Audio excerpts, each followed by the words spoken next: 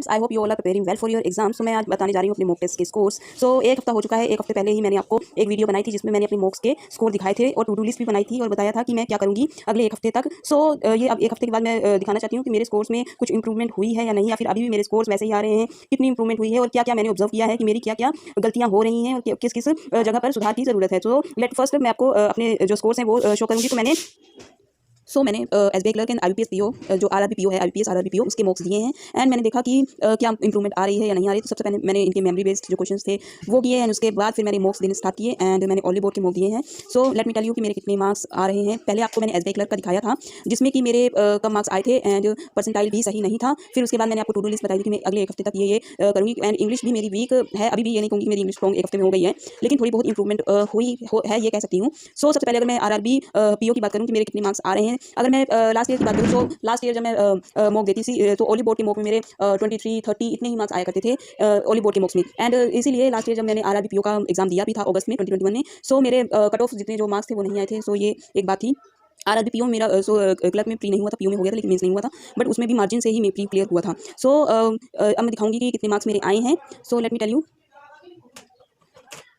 मैंने 58 अटेम्प्ट किए थे out of 80 and I got 56.75 marks and एक रॉन्ग हुआ है। सो क्वांट का एक रॉन्ग हुआ है एंड लॉजिकल रीजनिंग के 34 किए थे मैंने एंड क्वांट के मैंने 24 अटेम्प्ट किए थे जिसमें एक गलत हो गया, 23 करेक्ट थे जिसमें 22.75 मेरे मार्क्स आए हैं। परसेंटाइल 88.67 है। सो मैं पूरी कोशिश करूँगी कि ये 90 प्लस हो, परसेंटाइल मेरी 95 प्लस तो होनी चाहिए एंड इसके लिए मुझे क्वांट में थोड़ी और मेहनत करने की जरूरत है। एंड अगर रीजनिंग की बात करूँ तो रीजनिंग में मेरी स्ट्रॉन्ग है, इसीलिए मैं थोड़ी सी, क्योंकि मेरे 40 आउट ऑफ 40 नहीं आए हैं, 34 अटेम्प्ट कर पाई। इसका जो एक कारण है वो ये भी है कि मैंने बराबर टाइमिंग दोनों जो सेक्शन है उन्हें दी है। 22 मिनट मैंने रीजनिंग लगाए हैं, 22 मिनट मैंने क्वांट में लगाए हैं। जैसे 22 मिनट हो गए थे तो I shifted to quant section. So इसी कारण से मार्क्स भी कमाए, क्योंकि रीजनिंग में 6 मार्क्स अगर क्वांट सेक्शन में इतना टाइम ना लगा के रीजनिंग की ओर चली जाती, क्योंकि क्वांट में अभी मेरी स्पीड थोड़ी सी लो है, क्योंकि 30 प्लस क्वांट में आनी चाहिए एंड मेरे 40 आउट ऑफ 40, क्योंकि 65 प्लस मार्क्स जब आएंगे देन ये कहा जा सकता है आजकल अनप्रेडिक्टेड कट ऑफ आती है, क्योंकि लास्ट ईयर देखा गया था कि 44 45 आई थी कुछ स्टेट्स में एंड फिर वही लास्ट ईयर की बात करें सो 55 प्लस कट ऑफ 60 कहीं गई थी, ऐसी कट ऑफ गई थी। सो आप प्रेडिक्ट नहीं कर सकते कि कितनी कट ऑफ जा सकती है। सो आप अच्छा प्रिपरेशन कीजिए कि 65 प्लस ही आप मार्क्स का स्कोर करें ताकि कट ऑफ 60 भी चली जाए फिर भी आपका सिलेक्शन ना रुके। रैंक की बात करूँ सो 54,800 जो 9 बच्चों ने ये दिया था एंड मेरा रैंक है 6,212 एंड एक्यूरेसी में कहूंगी कि एक्यूरेसी इज गुड, क्योंकि 98.28 है, सिर्फ एक ही रॉन्ग हुआ है एंड एक्यूरेसी के मैटर करती है एग्जाम्स में, प्रीलिम्स में सबसे ज्यादा एक्यूरेसी मैटर करती है। सो अब आगे मैं क्लर्क की बात करूँ। So if I talk about SBI clerk, क्योंकि मेन जो अभी मैं एग्जाम जो है clerk and pre SBI clerk और आरआरबी पीओ जो है इन्हीं दोनों को फोकस कर रही हूँ। सो अगर क्लर्क की बात करूँ सो 67.25 मार्क्स आए हैं। आई हैव अटेम्प्टेड 71 एंड जिसमें 3 रॉन्ग हो गए एंड 68 आर करेक्ट। एक्यूरेसी इसमें भी सही है क्योंकि लास्ट टाइम मेरे 11 रॉन्ग हुए थे। सो इस बार भी एक्यूरेसी मैंने मेंटेन इसमें भी की है। ये मैं आपको कल के मॉक टेस्ट दिखा रही हूँ क्योंकि मैं ये दिखाना चाहती थी कि धीरे धीरे ग्रेजुअली मेरे इतने मार्क्स यहाँ तक अभी मेरे मार्क्स बढ़कर आए हैं। अभी भी मुझे बहुत मेहनत करने की जरूरत है, क्योंकि क्लर्क में तो आप जानते ही हैं कि एसबीआई क्लर्क में 80 प्लस कट हो जाती है, बट हाँ ओली बोर्ड में थोड़े से डिफिकल्ट कह सकते हैं कि पेपर लेवल से थोड़ा ऊपर जो है क्वेश्चंस आते हैं। सो मेन जो फोकस होता है वो परसेंटाइल में ही होता है and percentile is 85.5 which is also low, क्योंकि 90 प्लस परसेंटाइल हो then you are in good path, आप सही रास्ते पर चल रहे हैं, बट अभी 85 है। सो बहुत मेहनत करने की जरूरत है। एंड रैंक की बात करूँ सो 9198 रैंक है, 63,434 स्टूडेंट्स ने दिया था, 9198 मेरा रैंक आया है। एक्यूरेसी 95.77 एंड टाइमिंग मैंने 58 मिनट में ही इसे किया है। एंड आप देख सकते हैं कि इंग्लिश की अगर बात करूँ सो लास्ट टाइम जब मैंने आपको दिखाया था कि क्लर्क के एसबीआई क्लर्क में सो मेरे 13 मार्क्स आए थे, तो इंग्लिश में मैंने एक्यूरेसी में मार्क्स में थोड़ी इंप्रूवमेंट की है, ये कह सकते हैं, क्योंकि अब मेरे 18 19 20 मार्क्स इतने 13 से 18 19 20 ऐसे ही मार्क्स आ रहे हैं, थोड़े बड़े हैं लेकिन ये ज़्यादा नहीं है, क्योंकि अगर आपके 25 प्लस, क्योंकि इंग्लिश में 25 प्लस मार्क्स आएंगे एंड अगर आपके क्वांट में 30 प्लस मार्क्स आएंगे एंड अगर आप रीजनिंग में 30 प्लस मार्क्स आएंगे तभी आपका सिलेक्शन हो सकता है एसबीआई क्लर्क में, क्योंकि cut off is very high, cut off 84 85 जाती है। सो आप अगर किन्हीं 2 सब्जेक्ट से सोच लें कि इसमें आपका किन्हीं 2 सब्जेक्ट से सिलेक्शन हो जाएगा, so it is very tough to crack the nut.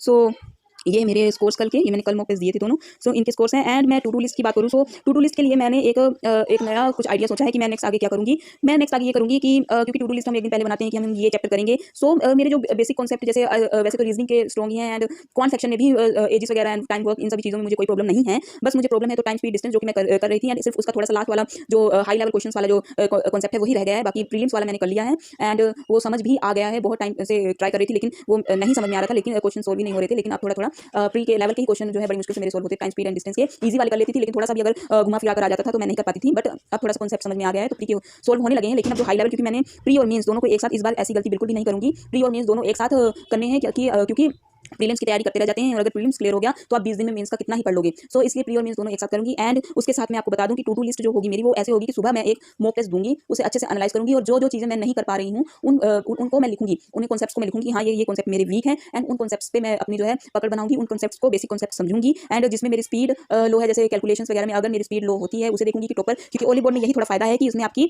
Timing का भी बताता है कि टॉपर ने कितने मिनट में किया है और आपने कितने मिनट में, ये कंपैरिजन भी मिलता है आपको। सो इससे मैं जो मैं जैसे एक हफ्ते से जैसे मैं टेस्ट दे रही हूँ, सो इसमें मैं ये कंपेयर कर रही हूँ कि टॉपर ने कितने में किया, कितने मिनट में किया, मैंने कितने मिनट में किया एंड उसके बाद उस स्पीड को कैसे मैं करूँ ओवरकम की, जितने मिनट में टॉपर ने किया है उतने मिनट में मैं भी करूँ। सो इस चीज़ की प्रैक्टिस करूँगी, वही क्वेश्चंस लगाऊंगी जिनमें मेरी प्रॉब्लम है या फिर स्पीड है, तो उन क्वेश्चंस को रोज 10 या फिर 15 क्वेश्चंस डेली क्विज़ जो आते हैं वो भी अटेम्प्ट करूंगी एंड यही सारी चीज़ें करूंगी। एंड रही बात रीजनिंग की, सो रीजनिंग में जैसे कि मेरे बेसिक कॉन्सेप्ट सभी ही अच्छे हैं, मेरे रीजनिंग में कुछ बेसिक कॉन्सेप्ट सीखने वाला नहीं है। एंड उसके साथ साथ मेरी जो स्पीड है उसे मेंटेन करने के लिए मैं जो रीजनिंग के क्विज़ेस नहीं छोड़ूंगी, क्योंकि क्विज जो होते हैं और सेक्शनल मॉक होते हैं वही आपकी स्पीड मेंटेन रखते हैं, और जो फुल लेंथ मॉक होते हैं वो अगर आप एक दिन में 2 दे रहे हैं या फिर एक दिन में एक भी दें अभी, सो वो काफ़ी है। अगर फिर वो जब एग्जाम के 2-3 दिन जब 20 to 30 डेज या फिर 1 महीना रह जाता है उसके बाद अगर आप 2 से 3 मॉक दें वो भी सफिशिएंट होते हैं, 3 मॉक डेली के। सो यही सब चीज़ों का ध्यान में रखते हुए अभी जैसे कि मैंने ये सारे काम ये हफ्ते करूंगी जो अभी आपको मैंने बताया। उसके बाद संडे का दिन जो होगा वो सिर्फ वीकली जो करंट अफेयर है उसकी रिवीजन जो मैं वीक में करूंगी एंड उसके साथ साथ एक मेंस का मॉक टेस्ट दूंगी, क्योंकि मेंस के मॉक टेस्ट की आदत, क्योंकि अभी भी मैं इस संडे को जो मैंने मेंस का मॉक टेस्ट देने की कोशिश की